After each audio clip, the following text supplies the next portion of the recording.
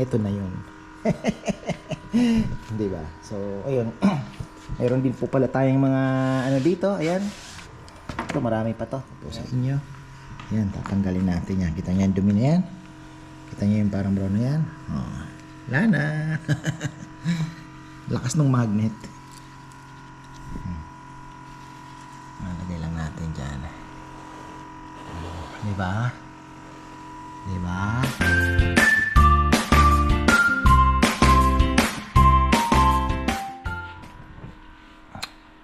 Ayan na, isang magandang buhay. Nandito po tayo ngayon sa harapan ng ating isda. Ayan. Normally, ako po ay first time. Ayan. First time ko pong lilinisin yung sump. Yung ating sump filter sa ilalim. May mga bato. Ayan, mamaya papakita natin. Medyo napalaban ako, mga farmer. Medyo, first time eh. Pero hindi naman po ito ginagawa buwan-buwan. No? Medyo, naman. So, pangatlong buwan na po yan, sinubukan kong linisin. Pero hindi pa naman siya ganun kadumi. Kasi yung, hindi ko alam, may iba, 6 months ba? Mga ganun. So, pero tayo naman, madumi na rin actually. Pero hindi po talaga yung nanggigitata pa naman. So, medyo okay pa tayo. Pero ganun pa man, nilinis na natin. So, gabi. Ayan. So, eto dito mga farmer. Lininis ko na ito. Ito yung UV light. Napaka-importante po yan para sa ating crystal clear na tubig. Ayan. Pang linis din po ng filter din yan. Ano? So, ito ngayon ang nililinis ko. Ayan. Kita nyo. Medyo madumi yan. Ito pa pala ang disadvantage ng cabinet. Pag naglinis ka ng sump, kagaya nito, 100 gallons tong sump na to. Medyo marami pong kaya lang nandito po tayo sa sala. So kailangan magandang aquarium natin. Kumbaga yung setup. Kaya cabinet talaga tayo. So ayan, tingnan nyo. Ginamitan ko na po ng ayan nyo madumi na din eh. Oh, look at the water. Kita nyo yan? Yan na po ang tubig. So, i-clear ko yan. Yung dalawa okay na. Yung doon. Okay na tayo. So, ang susunod ko na lang ay yung unang section ng babagsakan ng tubig. Tapos, ayun. Ngayon, siguro ilang linggo na po akong hindi gumagamit ng ilaw ngayon. Pinaano ko lang muna yung ilaw. Nakapatay. Kasi pansin ko, pagka nakabukas, ang bilis pong dumumi ng aquarium. Talagang nagbabrown po yan. Dami. So, sinubukan kong i-off yung ating ilaw. Yun. Inabot na po ako ng 1 week na clear pa rin yung tubig. Actually ito na to eh. Ngayon lang po ako, Monday na ngayon. So last kong linis Friday pa.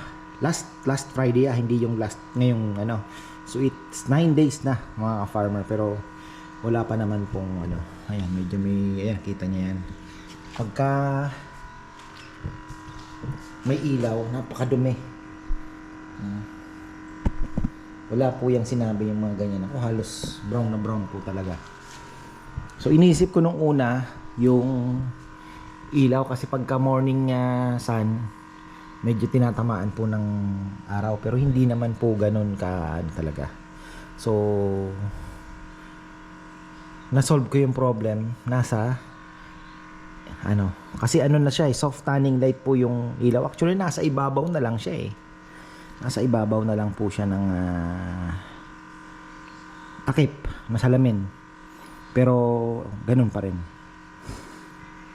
Pero pag chinek mo naman yung parameters, yung ammonia halos naman po, 0. So okay pa rin. Maganda pa naman po yung niya, yung tubig. Yun lang talagang naglulumot po na brown eh, hindi po green eh. Oh, ayun. Ito malinis na yan. Ang paglinis pala ng bato, inaano po yan, Hindi, actually hindi ko na siya, hindi siya hinuhugasan ng ng tubig, mga ka-farmer, na galing sa gripo. Ako, ang ginawa ko naman, pinagpag ko na lang siya dun sa yun na yun, okay na yun. Basta tinanggal ko lang yung maduming tubig dito, tinanggal ko siya gaya dito kanina, tapos pinagpag ko siya, parang binanlawan ko rin siya dito, tubig dito. Then pagkakuha ko ng maduming tubig, ibinalik ko na uli siya. Kasi ang iniiwasan natin, huwag mamatay yung ano bang nasa, kalimutan ko na naman yung term, mga farmer. Yun, basta mamaya yung cycle niya huwag masisira, kasi kailangan po natin ng beneficial bacteria pala. Yun, mga farmer, beneficial bacteria. Pasensya na po kayo dahil ngayon pa din lang ako first time ko. Bata tayo, may aquarium din ako, garapon nga dati. Nahuli ko sa ilog, isda. Garapon lang ang gamit ko eh. Pero first time ko pong magkaroon nitong monster tank na to. 370 gallons ba? O mga ganon. Sukat nito is 8 feet, 2.5 by 2.5.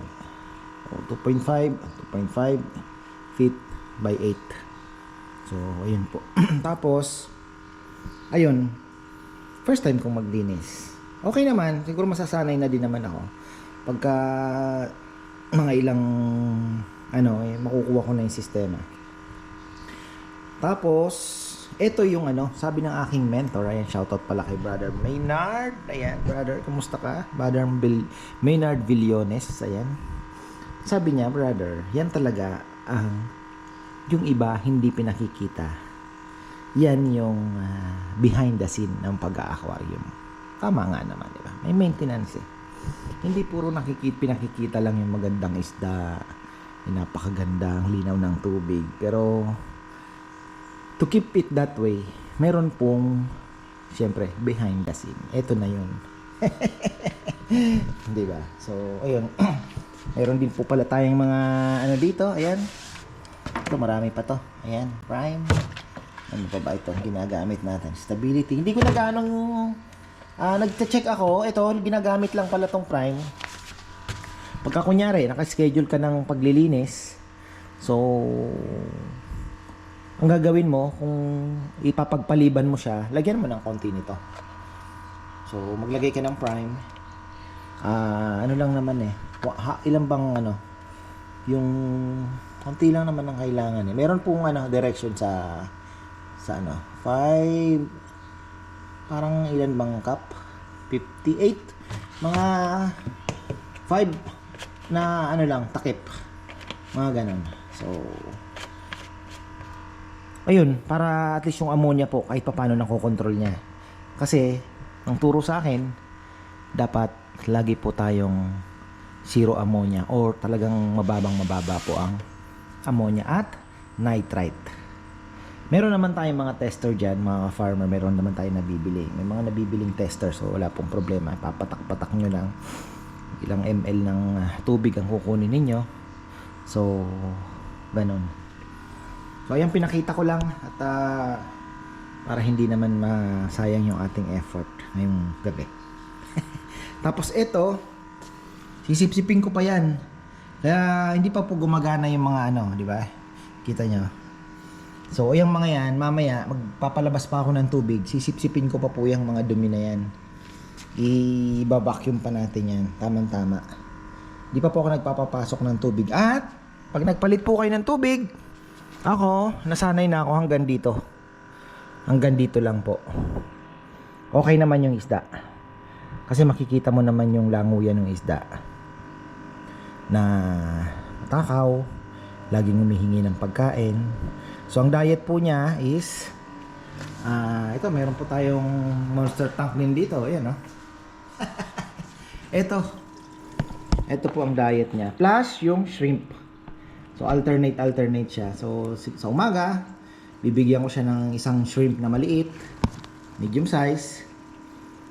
Maliit lang pala, yung pang lang natin sa pakbet, pang sahog. Ayun, tapos pag nakita mo naman sa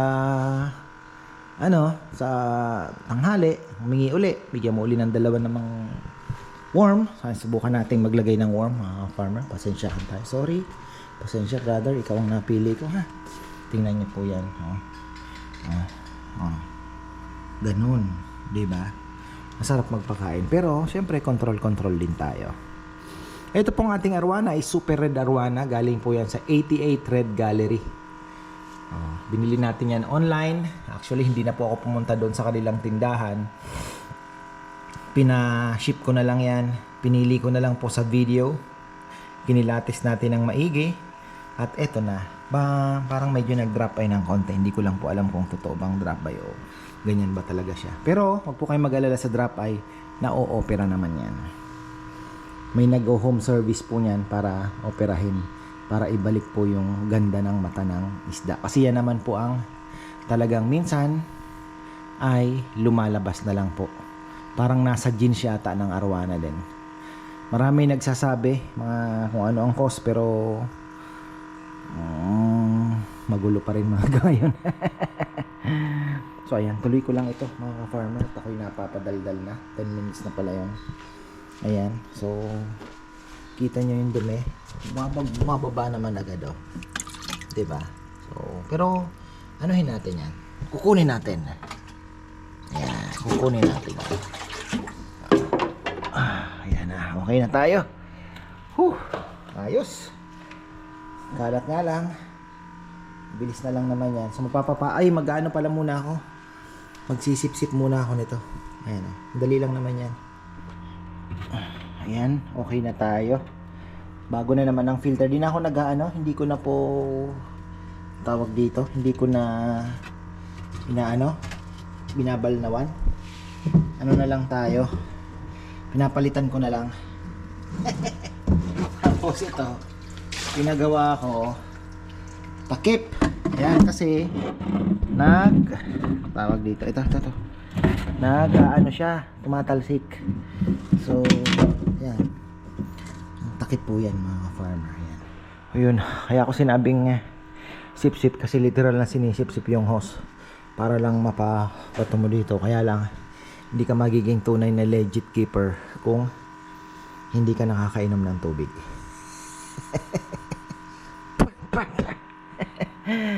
Ay nako, ayan. So, sisip-sip tayo. Pakita ko yan. So, okay na tayo mga farmer. Papapasok na po tayo ng tubig. At yung mga dumi-dumi na yan, hayaan na natin yan. Hindi na natin makukuha lahat yan. Yung sump na po ang bahala dyan. At ito, yung harapan, hindi na ako naglinis kasi ayan o, may magnet po tayo. Pero dahan-dahan lang kasi minsan natatanggal din po yan. Nalalaglag yan. So hassle pagka matanggal. Kagaya nito. Kita ko po sa inyo. Ayan, tatanggalin natin yan. Kita nyo yung dumi na yan? Kita nyo yung parang brown na yan? Oh, wala na. Lakas ng magnet. Lagay lang natin dyan. Diba? Diba?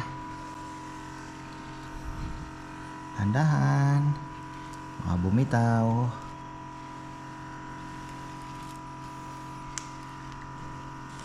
Hop. Ayan, medyo sumabit. Dito, ayan medyo may. So, ayan na lang po. Ang ginagawa ko. Meron dito ayan kita nyo yan. Ay! Kagaya niyan. Diba? Buti na lang. Ano pa yung takip natin? Na bukas pa.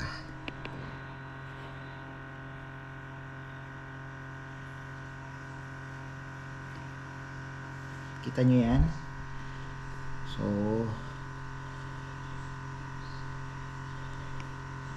hindi nyo naman makukuha lahat. Kasi pagka gumana na po yung sump, makukuha naman yan na yung mga iba dyan. So bukas, makikita nyo po, malinaw yung tubig na yan. Linaw ang tubig natin.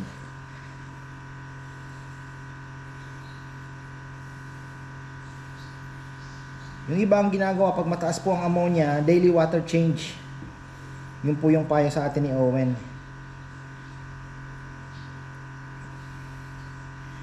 Daily water change. Pero tayo, gumagamit tayo ng prime, Plus, yun, water change pa rin. Pero malaking tulong talaga yung Prime. Shortcut yun eh. So, ayan itira natin yung mga malalaki.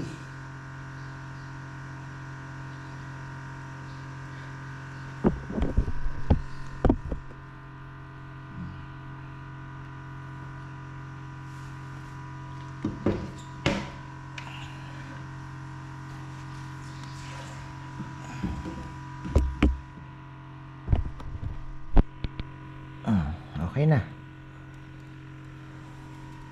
Inabot ko na lang ng yung tawag dito, yung ating brush.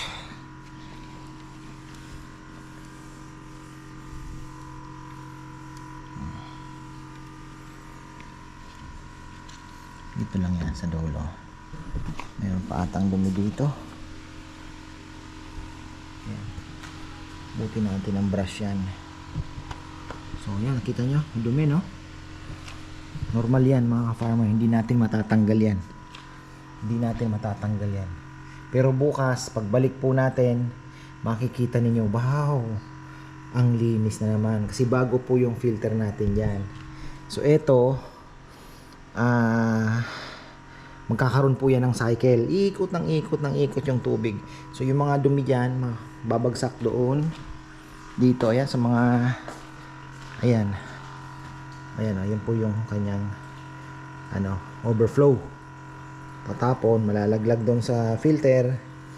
Tapos tatakbo dito.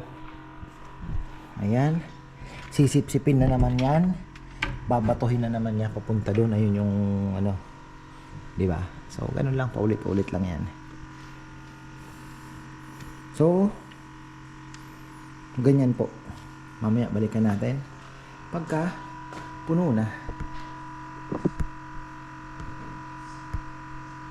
So ang ngayong summer ay ayun nga, umabot po kanina ng 31 yung ating temperature. Ayan ngayon bumaba ng konti. Medyo pero okay lang naman yan kasi hindi naman po mabibigla yung isda. Hindi naman mabibigla yung isda. Actually nagtuwing wala pala na ayan, mamaya yan. Saan ba nakalagay yan? Ayan, okay na. 30.8 pala. Nakaangat pala eh. Ayusin natin ang konti. Ayan.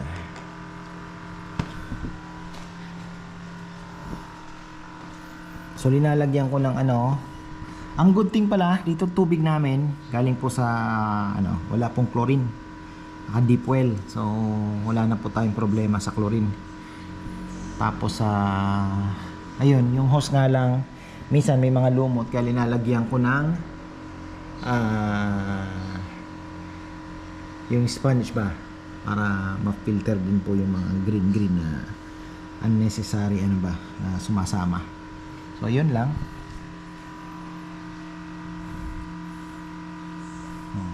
Ayun, meron pang naiwan pero hayaan na natin yan.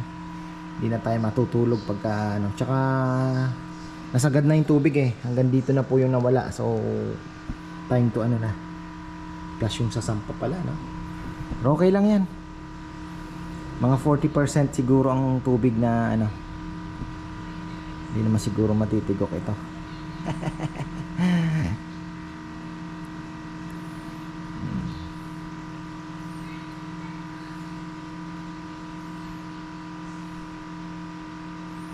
Bakit may naiiwan na ipot? Tae, mga farmer yan Minsan, ngayon ko lang nakitaan yan Siguro medyo marami ang nakain. So bukas, yan po ay crystal clear. Sisilipin natin yan mamaya sa susunod na vlog natin. Papakita ko po yan. Malinis na malinaw po yan. Kasi malinis yung sump tapos di ba? So sigurado. Pagkainan na natin yung tagusan yan sa kabila. Ang linaw.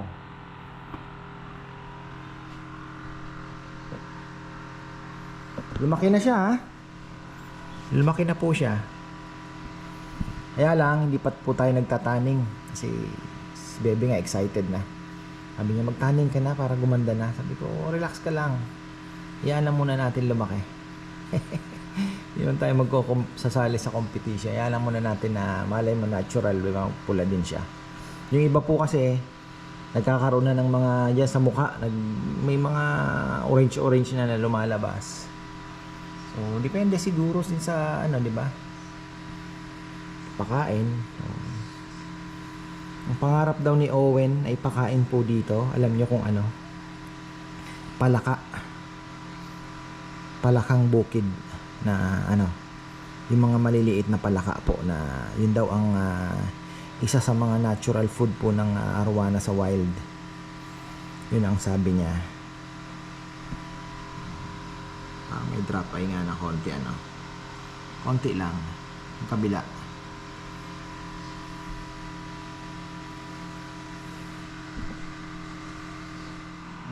Ayan na. Oh, tingnan niyo naman. Sumigla lalo ang ating isda. Drop ay nga ng konti. Umarap sa akin eh. So ayan oh. Ayan na yung tubig. Hinintay na lang natin tumawid sa kabila. Ayan oh. Hopla. Kababayan. Pag napuno na to, dito naman.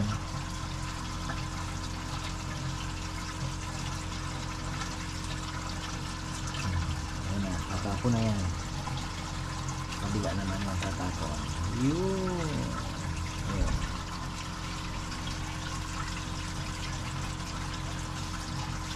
Ito, ginagamit sa may chlorine. So, hindi muna tayo maglalagay ng prime kasi bagong palit naman ng tubig. Diba? So, tipid-tipidin natin kasi mahal po yan. Basta magte-test lang tayo. Pagka nakita natin na medyo, alam niyo na, mataas.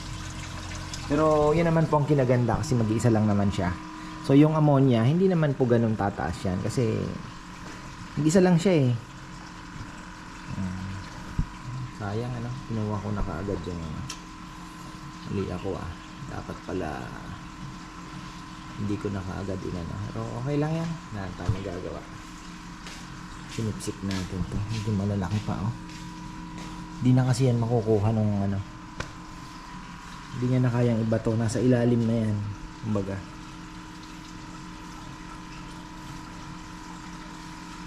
Ano yung tubig? Asan na yung tubig? Ayun pa lang oh. Kalimutan ko pa yung job mat dun sa kabila na. Bale, saka na lang. Bigat mong bato eh.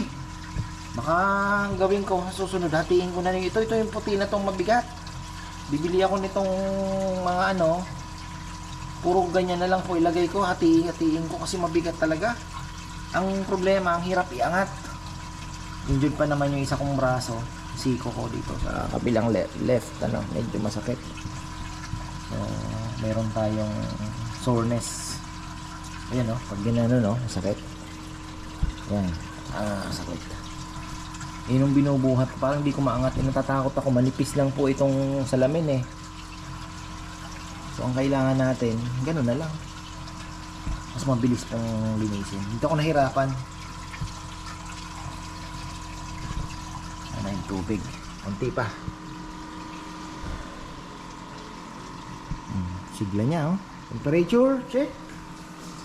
30. 30.4.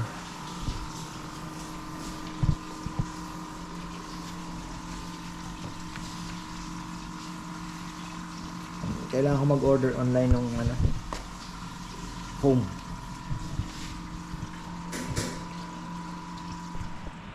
Okay, ayan na oh. Ayan na yung tubig pero ano pa tayo, antay pa tayo. Tsaka yung UV light pala ilulubog natin mga ka-farmer, nakakalimutan ko. Ayan, ay UV light natin. Okay. Konti pa.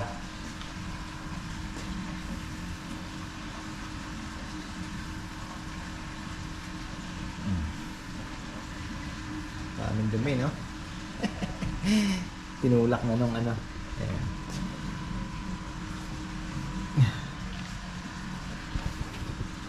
Okay lang yan.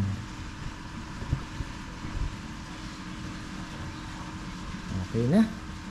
Papatay na tayo ng gripo. So ayan, success naman po ang ating first sump cleaning. Pero sabi ni Owen ay 6 months daw pwede. Basta titingnan nyo lang kung masyado bang madumi. Depende po siguro, sa tingin ko depende po sa dami ng isdang inyong alaga. Pero kung ganito, isa lang naman, I think hindi naman ganon ka often yung paglilinis. 'Di ba? Kung isa lang naman, kaya sigurong 3 months. So sabihin mo na 6 months maximum. Wag lang yun ng gigitata na, 'di ba? So ayun. Message ko lang po si Owen, Arrow Keeper. So ayun, nagtanong po ako sa kanya. Maraming salamat sa iyo, brother. At ayun, tingnan natin bukas kung lilinaw pa ba yan. At wala pa palang takip. Buti na lang. So ayun, nandun pa yung isang takip. So ayan, marami pong salamat at magandang buhay. Yan po ang update sa ating arowana. At sa mga susunod na vlog, abangan nyo yung mga ano natin. Super warm. Mukhang may itlog na. May ilang kasing na ano, na naging ano na beetle, ano. Kaya lang, nagkamali po ako. Marami ang hindi nabuo.